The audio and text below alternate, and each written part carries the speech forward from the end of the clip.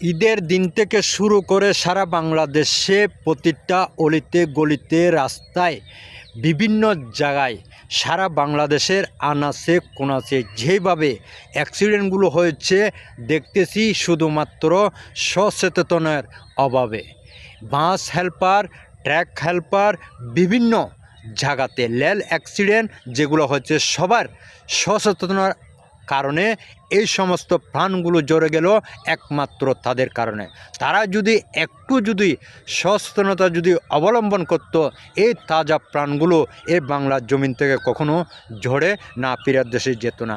সম্মানিত প্রিয় ভাই বোনেরা আমার, নিজের থেকে নিজে আপনারা সচেতনতা তৈরি করুন, তা না হলে কখনো আপনারা এই অ্যাক্সিডেন্ট, এই মৃত্যুর আহাজারি থামাতে পারবেন না।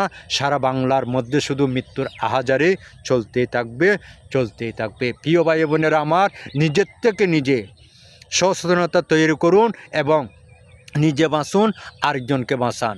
একজনকে বাঁচালে একজনের পরিবার বাঁচবে, তা না হলে প্রতিটা পরিবার এইভাবে আহাজারি করতে থাকবে আর আমরা শুধু তাকাইয়ে দেখব।